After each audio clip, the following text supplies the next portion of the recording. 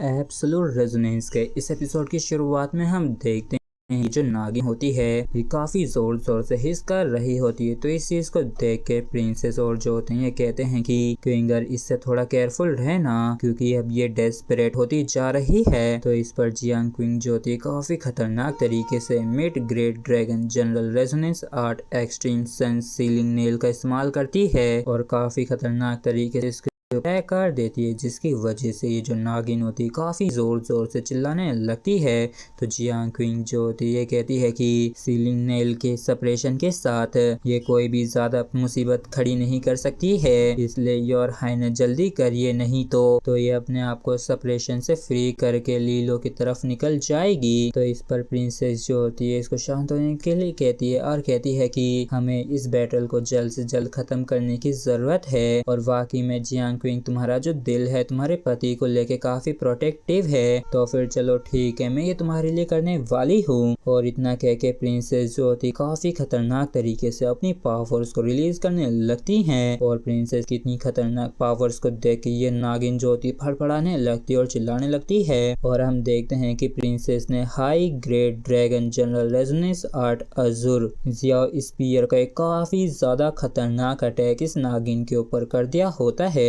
और ये अटैक वाकई में काफी बुरी तरीके से इस नागिन को हिट भी करता है। और इस चीज को देख के लीलो जो होता है ये वाकई में काफी ज्यादा खुश हो जाता है और कहता है कि ये तो वाकई में काफी अद्भुत नजारा है जहाँ पे दो ब्यूटीज जो हैं डीमंस को खत्म कर रही हैं। और तभी हम देखते हैं कि नागिन के जो सपोले होते हैं इसके अंदर से निकलने लगे होते हैं और रेंग रेंग के जा रहे होते हैं। तो इस चीज को देख के प्रिंसेस जो होती तुरंत ही चिल्लाते हुए कहती है कि क्वीन उन चीजों बच के यहाँ से जाने मत देना, क्योंकि ये जो चीज है ये अपने आप को मेलेवोलेंट थॉट के माध्यम से वापस से रीजनरेट कर सकती है। तो जियांग क्विंग जो होती है रिलम ऑफ रेडियंस का इस्तेमाल करती है और कहती है कि चिंता मत करिए इनमें से एक भी बच के नहीं जा पाएगा। और जियांग क्विंग की इस फ्लेम में ये जो स्नेक्स होते जल के राख होने लगते हैं और फाइनली 4 आर्म डीमन आइड स्नेक का पूरी तरीके से खात्मा कर दिया जाता है। और जो मेलेवोलेंट एनर्जी ज़ेंगजियांग सिटी में घर बना के बैठी थी वो आखिरकार गायब हो जाती है। और जो पहले ज़ेंगजियांग सिटी का जो आसमान था काली घटाओं से घिरा हुआ था वो अब रोशनी से जगमगा उठा होता है, जबकि टाउन के जो लोग होते हैं वो धीरे धीरे करके अवेक हो रहे होते हैं। लेकिन इसके साथ ही साथ ये लोग काफी निराश हो रहे होते हैं और इन पे ट्रॉमा भी आ रहा होता है, क्योंकि इन्हें वो सब याद आ रहा होता है कि कैसे इनकी नजरों के सामने ही इनके चहीते लोग मारे गए थे। और इस सारी चीजों ने इनके दिल पे काफी गहरी छाप छोड़ दी होती है, जिसे ये चाह के भी कभी नहीं भुला सकते हैं। और प्रिंसेस जो होती है कहती है कि ये वास्तव में ह्यूमन काइंड के सबसे बड़े दुश्मन हैं और अभी के लिए हम लोग बस इतना ही कर सकते हैं। तो लीलो जो होता है कहता है कि अभी के लिए हम बस सबसे पहले लीडर बोर्ड पे अपने आप को फर्स्ट रैंक करवा सकते हैं, क्योंकि टोटल 2,60,000 पॉइंट्स हो चुके हैं और हम सेकंड प्लेस से 30,000 पॉइंट्स आगे हैं। तो प्रिंसेस जो होती है कहती हैं कि ज़ेंगजियांग सिटी के अंदर मिशन को कंप्लीट करने के बाद तो क्या तुम्हारे पास हमारे लिए कोई सजेशन है कि हम अगला नेक्स्ट रूट कौन सा चुने। तो जियांग क्विंग जो होती है कहती है कि मैं उस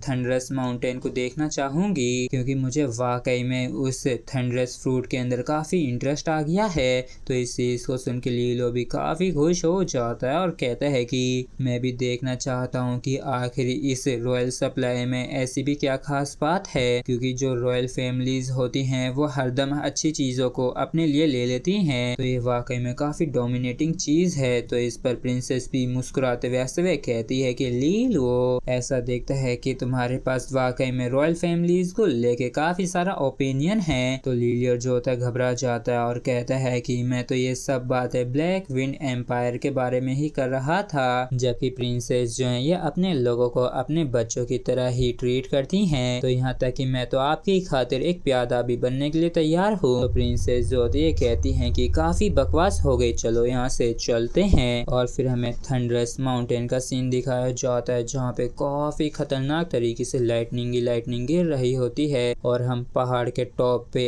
एक ट्री को भी देखते हैं, जिसे देख के लीलो कहता है कि वो जो थंडरस ट्री है उसने करीब करीब हमारी एकेडमी में जो रेजोनेंस ट्री है उसकी बराबरी कर ही ली है। और अब कोई हैरानी नहीं हो रही है, जो रॉयल फैमिलीज ने इसे बाकी के लोगों के लिए रेस्ट्रिक्टेड एरिया बना दिया था और वाकई में ये ब्लैक विंड एम्पायर का सच में एक ट्रेजर है। तो प्रिंसेस ज्योति ये कहती हैं कि स्पिरिट मिरर जो है उसने अचानक से एक टेम्परेरी मिशन को डिस्प्ले किया है, जो कि इस बारे में है कि एक टीम जो है थंडरस माउंटेन पे गायब हो गई है। तो अगर उसको ढूंढ लिया जाता है तो उसे 50,000 पॉइंट्स का रिवॉर्ड मिलेगा। तो इस चीज को सुन के लीलो जो होता है ये कहता है कि आखिर वो लोग कैसे स्पिरिट मिरर के साथ मिस हो सकते हैं, जबकि ये तो एक लाइफ सेविंग ऑब्जेक्ट है। तो पक्का उनका एक असली काफी खतरनाक वाले खतरे से सामना हुआ होगा। तो जियांग क्विंग ज्योति ये कहती है कि तो ऐसा दिखता है कि थंडरस माउंटेन का ये जो एरिया ये बिल्कुल भी सेफ नहीं है, जबकि इस तरफ लीलो जो होता है सोचता है कि ये एक ऐसा एरिया है जहाँ पे थंडर एनर्जी की भरमार है, जहाँ पे किसी भी तरीके की मलेशियस एनर्जी है जो घुस नहीं सकती है। तो क्या ऐसा हो सकता है कि जो टीम गायब हो गई है वो कहीं ना कहीं उसी चीज से रिलेटेड हो।